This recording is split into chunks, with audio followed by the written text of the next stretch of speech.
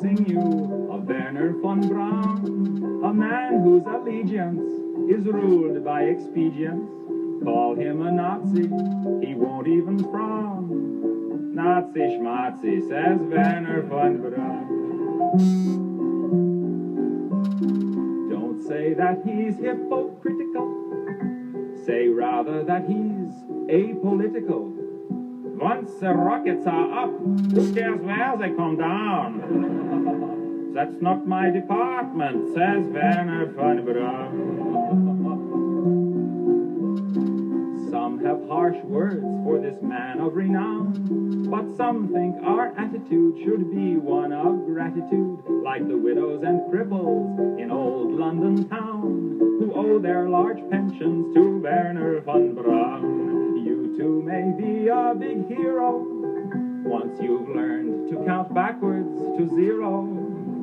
In German or English, I know how to count down. And I'm learning Chinese, says Werner von Braun. October 3rd, 1942, Dr. Werner von Braun and his group of Nazi scientists watch as the first successful V-2 rocket lifts from the launch pad at the secret rocket facility at Peenemünde, situated on the Baltic coast. 46 feet long from top to bottom, 27,000 pounds, the V-2 was able to travel at speeds in excess of 3,500 miles per hour, approximately Mach 4.6, to deliver a 2,200-pound warhead to a target over 500 miles away.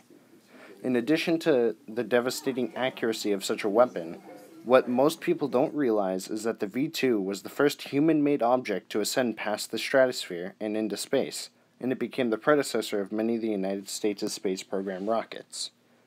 Werner von Braun, though an avid Nazi, was also clever, planning the capture of himself and 500 fellow scientists, along with plans and test vehicles for the German rocket program, preferring capture by Americans than to Russians, who would have likely been more brutal. Von Braun proved essential in the feeble beginnings of the United States' space program, the V-2 technology pushing America far ahead in terms of rockets as compared to the festering Soviet cosmonaut space program. About a decade after World War II, the world was struck by the sudden announcement proclaimed by the Soviet Union. They had just launched a satellite into orbit, Sputnik 1. The date was October 4th, 1957, and America went into a panic. It is no coincidence that less than a year later, the National Aeronautics and Space Administration was founded, NASA, in the attempt to catch up with the vastly expanding cosmonaut space program in Soviet Russia, where they had been working for almost two and a half decades in the development of military-based rockets, one of which, the R-7 ballistic missile, launched the Sputnik 1 satellite. In the next few years, the United States churned out ideas and speculation from panic. Then one American, a veteran of World War II, called upon the American people to do what seemed impossible, to go to the moon. William Bradford, speaking in 1630, of the founding of the Plymouth Bay Colony, said that all great and honorable actions are accompanied with great difficulty, and both must be enterprised and overcome with answerable courage. If this capsule history of our progress teaches us anything, it is that man in his quest for knowledge and progress is determined and cannot be deterred. The exploration of space will go ahead. Whether we join in it or not, we mean to be a part of it. We mean to lead it. For the eyes of the world now look into space, to the moon, and to the planets beyond. Our leadership in science and industry, our hopes for peace and security, our obligations to ourselves as well as others, all require us to make this effort, to solve these mysteries, to solve them for the good of all men. There is no strife, no prejudice, no national conflict in outer space as yet. Its hazards are hostile to us all. Its conquest deserves the best of all mankind. We choose to go to the moon. We choose to go to the moon.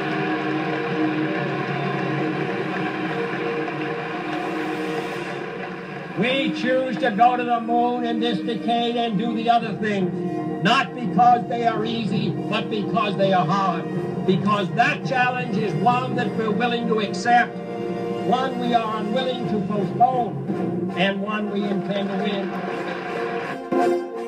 Many factors fueled the American need to go to the moon, the natural feeling being that the United States had to beat the communist regime, which had always been 2 steps farther than the United States had ever dreamed. Militarily having the high ground was essential as well. The feeling that the United States had gone farther and done harder things would have raised the morals of the American people tenfold. Despite not being able to see his vision for the American people pan out, John F. Kennedy would have been proud on July 16, 1969, when the massive Saturn V rocket erupted from its launch pad, carrying Neil Armstrong, Michael Collins, and Edwin Buzz Aldrin, far beyond their home atmosphere and beyond, 240,000 miles to our nearest celestial neighbor, the moon. Americans were thrilled that they were able to beat the Soviets at their own game, though little did they know a very unlikely ally designed the Saturn V rocket, Dr. Wernher von Braun. The American government had pardoned von Braun of his former affiliations with Nazi Germany and had been using his talents at rocket building to vastly progress NASA, Saturn V owing its heritage all the way back to the German V-2 rockets. As to the future of NASA and the continuation of NASA's contribution to the people of America, there is one man who currently stands out amongst all others, advocating NASA's influence on the American people, Dr. Neil deGrasse Tyson. My question for you is, you had the opportunity to serve on the Moon, Mars, and Beyond Commission in 2004. Would you like to care to discuss the recent changes to the nation's space program? Let's start out by asking, what is NASA to us as a nation? What is NASA? If I had a nickel for every time someone said, why are we spending money up there when we have problems down here? And I think about if you're only looking down, one day the asteroid's coming, but I'm just looking down here, I'm fine. At some point, you got to look up. In the current plan, it promotes the commercial access to low Earth orbit, a couple of 100 miles up, where the space station and space shuttle goes. Low Earth orbit is no longer a space frontier. The original Space Act from 1958 says NASA needs to advance a space frontier. Low Earth orbit is to boldly go where hundreds have gone before. It's not a frontier anymore. Move NASA to the next step. What does the program allow? It says we're not going to the moon anymore. Maybe we'll go to Mars one day. I don't know when, but let's work on some technology that might enable that someday. That worries me, because without a plan to go somewhere outside of low Earth orbit, we've got no force operating on the educational pipeline of America. NASA, as best as I can judge, is a force of nature like none other. I have never seen, with all due respect to other federal agencies, I have never seen 8th graders sit up in their chair and say, when I grow up, I want to be an NSF researcher or an NIH researcher. With all due respect to those agencies, they do important scientific work, but they are unknown and invisible at the age where people choose what they want to be when they grow up.